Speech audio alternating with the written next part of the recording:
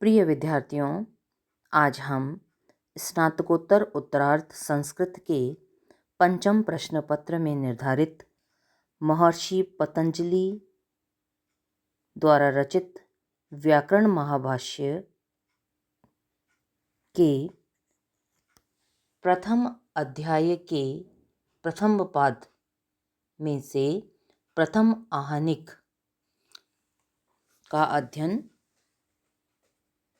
करेंगे। पूर्व में हमने शब्दानुशासन के अध्ययन के 5 मुख्य प्रयोजनों का अध्ययन किया था। आज शब्दानुशासन के अध्ययन के अन्य अवान्तर प्रयोजनों का अध्ययन करेंगे। देखिए, शब्दानुशासन के अवान्तर प्रयोजन क्या हैं आपके? क्या कहते हैं भाष्यकार? इमानी च भूयः शब्दानुशासनस्य प्रयोजनानि। ये शब्दानुशासन के अवान्तर प्रयोजन हैं, अन्य प्रयोजन भी हैं। इनकी वस्तुतः इनकी संख्या 13 है।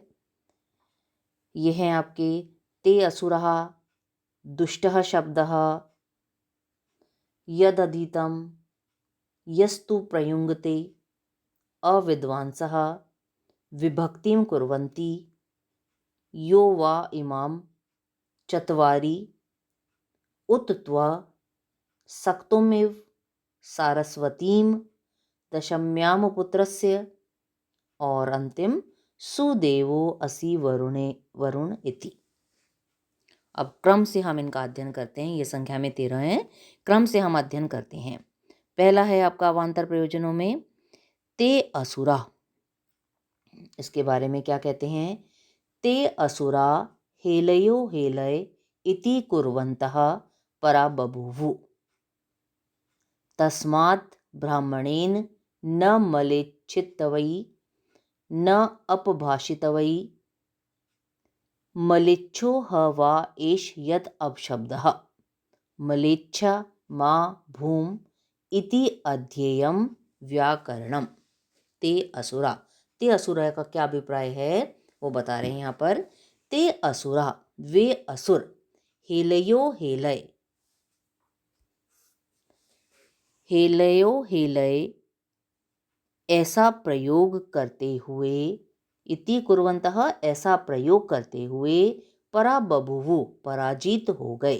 ते असुरा, वे असुर, हेलयो हेलय इति कुर्वन्तः हेलयो हेलय इस प्रकार की ध्वनि करते हुए, इस प्रकार का भाषण करते हुए, परा बभूवु पराजित हो गए। तस्मात् इसलिए, ब्राह्मणेन ब्राह्मण के द्वारा, ब्राह्मण का अर्थ क्या है यहाँ? वर्ण से अभिप्राय नहीं है। ब्राह्मण का अर्थ है ब्रह्म अर्थात मंत्रों का जो अध्ययन करता है, शास्त्रों का जो अध्ययन करता है वो ब्राह्मण कहलाता है। इसलिए ब्राह्मणेन ब्राह्मण के द्वारा, शास्त्र का अध्ययन करने वाले अध्येता के द्वारा, न मलिच्छितवै, न तो मलेच्छ अर्थात अव्यक्त भाषण करना चाहिए, और न ही न अपभाषितवै और न ही अपभाषण अर्थात अशुद्ध भाषण, अशुद्ध उच्चारण करना चाहिए। मलेच्छो हवा, हवा वस्तुतः मलेच्छः, मलेच्छ जो ये कह रहे हैं यहाँ पर, वस्तुतः यह मलेच्छ ही है। एषः यद अपशब्दः, जो यह अपशब्द है। वस्तुतः यह मलेच्छ ही है जो यह अपशब्द का प्रयोग है। मतलब मलेच्छ का अर्थ क्या है? अपशब्द का प्रयोग करना। मलेच्छ मा भूम, हम मलेच्छ न बने, इति इसलिए हम मलेच्छ न बने अर्थात हम अपभाषण करने वाले न बने, इति इसके लिए अध्ययम पढ़ना चाहिए, अध्ययन करना चाहिए, व्याकरणम व्याकरण अर्थात शब्दानुशासन का। वे असुर हेलयो हेलय इस प्रकार का प्रयोग करते हुए पराजित हो गए। तस्मात् ब्राह्मणेन न मलिच्छितवै न अपभाषितवै। इसलिए ब्राह्मण के द्वारा, शास्त्र अध्येता के द्वारा न तो मलेच्छ अर्थात अव्यक्त भाषण करना चाहिए और न ही अपभाषित अपभाषण अर्थात अशुद्ध भाषण करना चाहिए। तो अब यहाँ क्या समझाना चाहते हैं, यहाँ हमें भाष्यकार कह रहे हैं कि वस्तुतः जो ये मलिच्छत्व है ये दो प्रकार का होता है। मलिच्छत्व अर्थात जो अव्यक्तता है वह दो प्रकार की होती है। मलिच्छ का अर्थ हमने क्या किया है ऊपर, अव्यक्त भाषण, और अपभाषित का अर्थ क्या है हमने, अशुद्ध भाषण। तो कहते हैं वस्तुतः ये जो मलिच्छत्व है अर्थात जो अव्यक्तता है, अव्यक्त प्रयोग हैं, वो दो प्रकार का होता है। पहला तो है आपका साधु शब्दों का ही इतना मंद अथवा इतनी तेजी से, इतनी त्वरित गति से उच्चारण करना जिससे श्रोता को यथार्थ ध्वनि की प्रतीति ही न हो सके, है ना। सही शब्द का उच्चारण तो कर रहे हैं आप, लेकिन इतनी धीमी आवाज में या इतनी तेजी से आप करें कि जो श्रोता है वो उस यथार्थ शब्द को समझ ही ना पाए। और दूसरा क्या है मलिच्छत्व, कि साधु शब्द का अशुद्ध उच्चारण करना। अशुद्ध उच्चारण करने से भी श्रोता को अभिप्रेत शब्द का बोध नहीं हो पाता है ना, नहीं हो पाता है उसको। फलतः जब शब्द ही नहीं समझ में आया तो उसका अर्थ का बोध भी नहीं होगा। तो दोनों ही प्रकार के मलिच्छत्व में से यज्ञ कर्म में हम किस प्रकार के मलिच्छत्व का वारण करें, इस संदेह की निवृत्ति हेतु मीमांसा में संदिग्धेषु वाक्य शेषात, इस न्याय से मलेच्छो, जो हमारा ये वाक्यांश आ रहा है, मलेच्छो हवा एष यद अपशब्दः वाक्य शेष से, इस वाक्य शेष से अपभाषण रूप मलिच्छत्व का यज्ञ कर्म में निषेध कहा गया है, ऐसा हमें समझना चाहिए। तो अपशब्दों का वर्जन, हम अपशब्दों का प्रयोग करके मलिच्छ ना बने, इसके लिए हमें व्याकरण का अध्ययन करना चाहिए।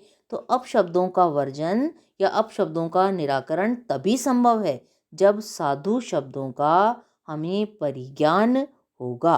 और साधु शब्दों का परिज्ञान कब हो सकता है, जब आपको व्याकरण शास्त्र का ज्ञान हो। इसलिए साधु शब्दों के ज्ञान हेतु हमें व्याकरण शास्त्र अर्थात शब्दानुशासन का अध्ययन करना चाहिए, ताकि हम मलिच्छ न बने, अपशब्दों का प्रयोग करने वाले न बने। स्पष्ट है। अब दूसरा प्रयोजन यहाँ ये कह रहे हैं, दुष्टः शब्दः।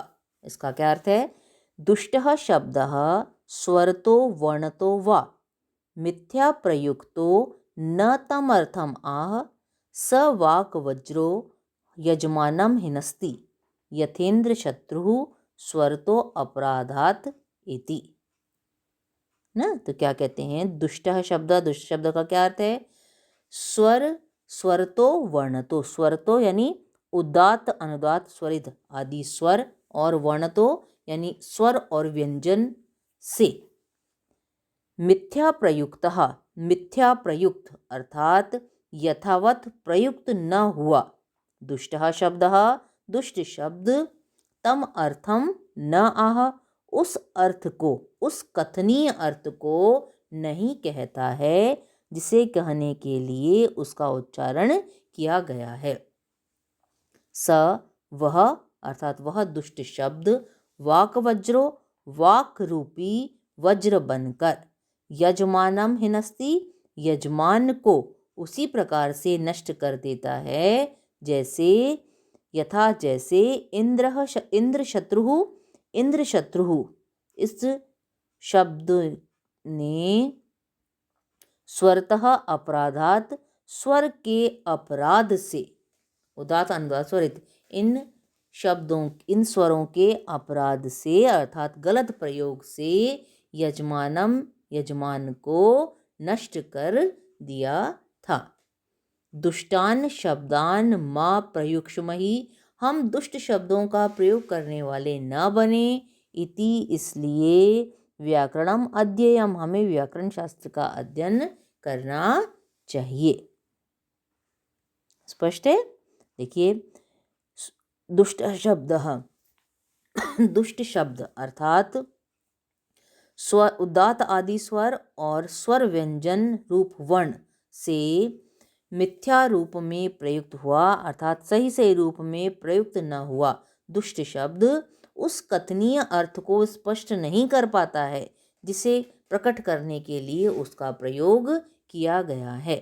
वह दुष्ट शब्द वाक रूपी वज्र बनकर यजमान के प्रयोजन को उसी प्रकार नष्ट कर देता है जैसे इंद्र शत्रु इस शब्द ने स्वर के अपराध से यजमान अर्थात त्वष्टा को नष्ट कर दिया था।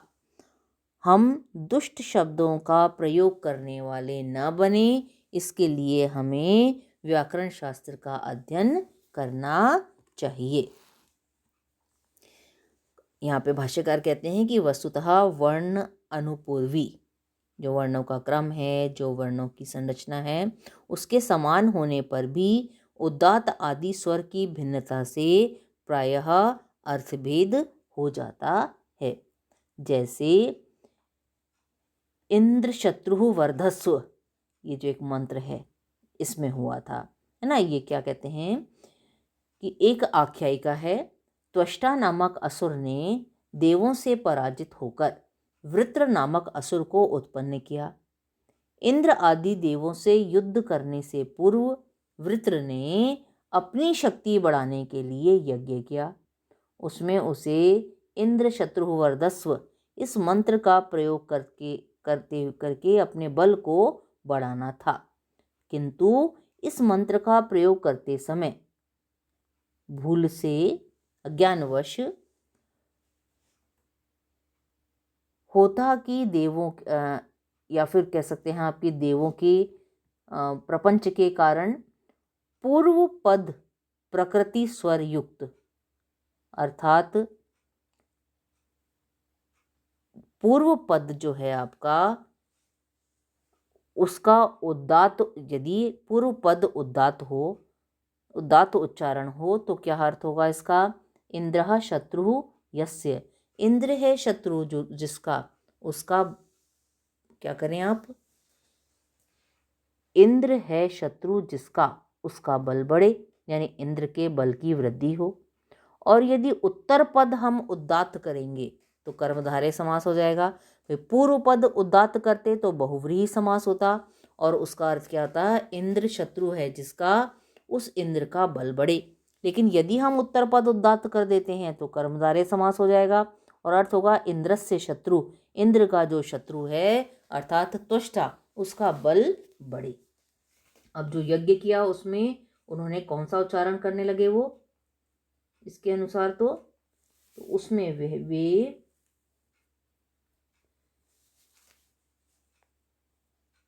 पूर्व पद प्रकृति स्वरानुसार बहुव्रीहि समास में इंद्र वृत्र का शत्रु है, अनाश करने वाला है, यह अर्थ ध्वनित होता है।